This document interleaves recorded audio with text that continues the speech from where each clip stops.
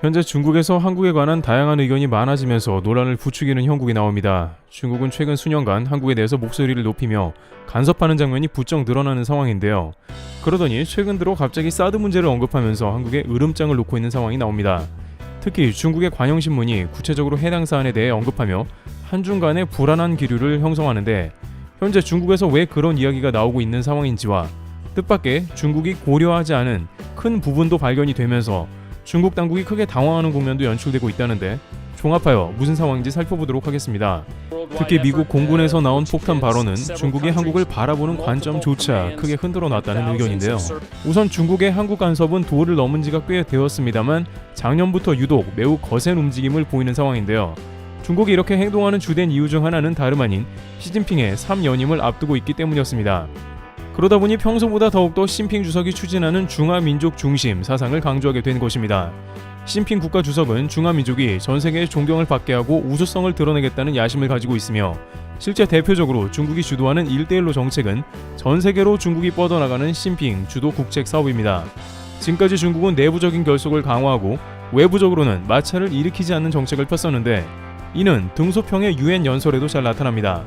등소평은 유엔 가입 시의 명연설을 통해 통찰력을 보여줬는데요. 그는 만약 중국이 나중에 강대국이 되고 패권을 주장하여 다른 나라를 탄압하거나 착취하게 된다면 전 세계는 중국 인민의 부당함을 주장하고 맞서서 싸워 타도해달라는 말을 한 것입니다. 당시 등소평이 이러한 말을 한 것은 중국은 인구가 가장 많은 나라이지만 사회주의 국가이기 때문에 과거와 같은 문화혁명 등의 집단행동이 이제 중국 내부가 아니라 중국 밖으로 뻗어나갈 것을 두려워한 것입니다. 등소평은 중국이 힘을 과시하는 순간 오히려 그것이 중국을 위협할 요소로 봤던 통찰력이 있었던 것이죠.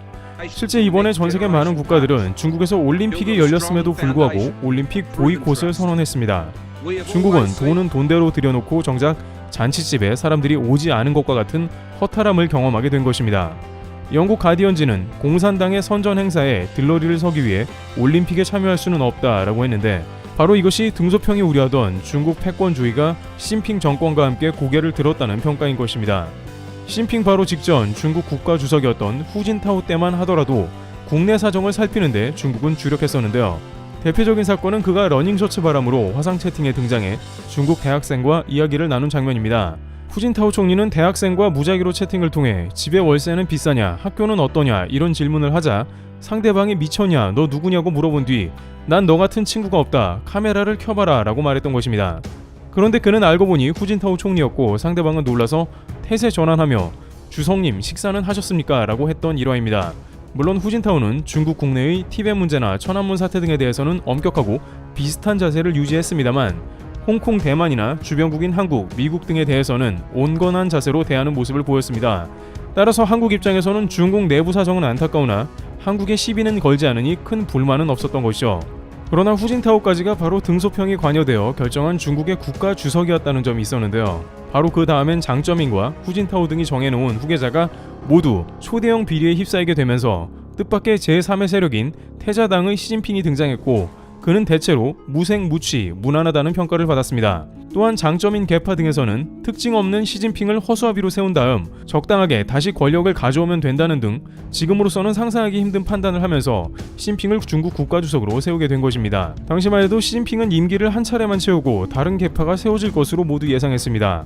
그러나 시진핑은 전혀 허수아비가 아니라 집권 후에 곧바로 반대파를 철저하게 숙청하는 모습을 보였습니다. 그러면서 그는 평소 가진 지론대로 중국의 힘을 이제 보일 때가 되었다며 야심을 펼치게 된 것이죠. 결론적으로 시진핑 이전에는 중국에서는 중국 밖의 사정보다는 중국 인민의 살림살이를 살피는 게 그 방향이었다면, 이제 정반대로 중국은 그 관심사가 중국 밖으로 뻗어 나가면서 특히 주변국과 마찰이 생기게 된 것입니다. 물론 중국은 시진핑 이전에도 동북공정을 하면서 한국에 이따금씩 거슬리는 뉴스를 전하긴 했지만, 시진핑 집권 이후 이제 한국 자체를 속국으로 규정했고, 그는 트럼프 대통령과의 정상회담 때조차 한국은 속국이라 소개했으며, 트럼프는 시진핑이 한국은 중국 속국이라더라 라고 말할 정도였습니다. 일각에서는 등소평이 후진타오 후임까지 결정했다면 현재의 중국의 모습은 전혀 달랐을 것이라고 말하기도 했고, 반대로 중국에서는 시진핑이야말로 중국의 세계의 중심이라는 것을 깨닫게 해준 인물이라는 극찬을 받습니다. 급기야 중국은 세계의 중심이 되기 위해서 기존 전세계 최강이라는 미국과 맞붙는 지경까지 온 것인데요. 트럼프 대통령과의 무역 전쟁부터 해서 대만 침공 준비까지 중국은 강경 일변도로 그 정책을 완전 수정한 것이며, 이는 등소평이 경고한 그 모습과 유사했으며 심지어 전 세계가 나서 중국을 반대하는 것까지도 일치했습니다. 그 가운데 이제 중국은 주변국인 한국에 놀라운 발언을 한 것인데 이것이 꽤나 노골적이라 논란이 됩니다. 중국 관영 환구시보의 영문판인 글로벌타임스는 한국의 사드 문제는 자국의 안보에 관한 문제라며, 중국이 자국 안보에 대한 문제는 모두 존중한다. 그러나 진정한 안보는 포괄적인 문제라면서 사드를 단순히 한국의 내정 문제, 주권 문제로 간주해서는 안 된다라고 폭탄 발언을 한 것입니다. 그렇다면 중국 내몽고에 있는 3,000km를 스캔할 수 있는 레이더는 뭐냐는 것인데요. 자신들은 한국을 스캔하고 있으면서 한국에 레이더를 배치하는 것을 탓하는 내로남불인 것이죠. 또한 중국은 2017년 한국의 사드 배치 이후에 극렬 반발하면서 이미 한한령을 내린 바 있습니다. 당시 한국이 말을 안 듣는다면서 관광객 단체 금지나 한국 제품 수입 금지, 한국 방송 상영 금지 등을 하며 이미 한국 내정에 대해 간섭을 했지만 갑작스럽게 또다시 한국의 사드에 대해 폭탄 발언을 한 것입니다. 그러면서 한국이 사드 배치하는 것은 미국이 원하는 대로 동북아의 쐐기를 받겠다는 것이라고 주장했습니다. 중국은 동북아의 중심이 자신들이라고 주장하고 있는데 미국이 사드를 한국에 배치함으로 해서 어긋난다는 것이죠. 그러면서 만약 한국이 미국과 중국 사이에서 중립을 지키지 않는다면 가만히 있지 않겠다는 뉘앙스를 풍기며, 한국이 자신들의 경제적 이익과 정치적인 이익 모두를 지키려면 외교 정책을 잘 수립해야 할 것이라 했습니다. 또한 중국이 왜 하필 이런 말을 하냐고 하지만 중국은 한국이 어떻게 돌아가고 있나 기가 막히게 감시하고 한국 언론의 흐름을 알고 있기 때문에 대선 이후 곧바로 한국에 대해 경고성 발언을 한 것으로 보입니다. 최근 중국은 인민해방군 한국어 통역 장교도 특급 조건으로 채용하는 등 한국에 대한 첩보 수집에 열을 올리며, 앞으로 동북아에서 미국과 함께 부상하는 한국을 일면 위협 세력으로 간주하고 관리하는 모습입니다. 또한 중국이 한국이 이번 러시아 우크라이나 사태에 보인 행보를 문제 삼은 것으로도 판단되고 있습니다. 중국은 이번 전쟁에서 러시아를 지원하고 있는데 한국은 정반대의 포지션으로 빠르게 행동했습니다. 한국은 미국과 러시아 제재에 동참했으며 바이든 대통령은 한국도 참여해줬다고 정례 연설에서 감사하며 언급했습니다. 따라서 한국은 다시 한번 미중 간의 샌드위치처럼 압박을 받는 게 아니냐는 의견이 나오고 있는데요. 그러나 이러한 중국의 행동은 과거와는 다르게 힘이 실리지 못한다는 의견이 등장하고 있습니다. 바로 힘의 역학관계에서 중국이 쉽게 미국보다 우위에 있다고 판단하지 못한다는 것입니다. 특히 이번 우크라이나 사태에서 중국은 미국 중심의 동맹 네트워크에 대한 힘을 확인한 상태이며, 미국 CNN 방송은 시진핑 국가주석이 이 일로 인해서 적지 않은 충격을 받은 상황이라고 전하고 있습니다. 중국은 세계 군사 2위 러시아와 손잡고 중국이 바로 군사대국 3위이기 때문에 2위와 3위가 손을 잡으면 미국을 쉽게 이길 수 있을 걸로 봤습니다만, 이번 전쟁에서 1위와 2위 격차가 너무 컸다는 것을 확인했습니다. 특히 미국 공군에서 나온 관련 발언은 중국을 적지 않게 놀라게 했다는 정황이 나오는데요.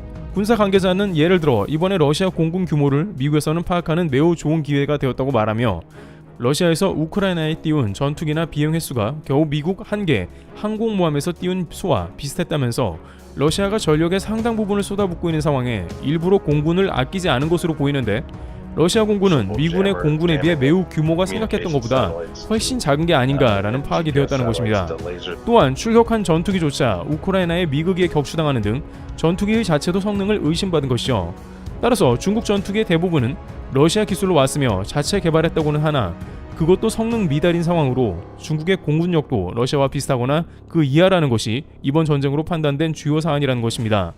따라서 중국 입장에서는 미국에 있어 군사적인 도발을 하려는 계획을 멈추거나 축소한다는 방침인 것입니다. 또한 소국으로만 치부했던 한국에 배치된 각종 미국의 F-35 등의 전투기와 더불어 한국산 무기들도 절대 무시할 수 없는 상황이라는 것입니다. 우크라이나도 러시아를 상대로 저렇게까지 선전하고 있는데 한국과 같은 전세계 6위 국가를 중국이 쉽게 힘으로 누른다는 판단은 금물이라는 의견이 나왔다는 것입니다. 따라서 지금까지 중국 힘을 과시한다는 시진핑 중심의 대외 정책은 크게 난처함에 빠졌다는 의견인 것입니다. 미국은 물론 한국 사이의 한미동맹의 파워가 상상 이상으로 매우 강력할 수 있다는 판단을 하는 상황인 것이죠. 이와 같이 중국은 본격 사드를 언급하며 한국을 압박하려는 자세를 보이고 부담을 안겨주고 있는 상황입니다. 그러나 이제는 중국도 때로 한국을 압박하면서 과거와 같이 한국을 다룰 수는 없을 것이라는 의견이 지배적입니다. 트리블TV였습니다. 감사합니다.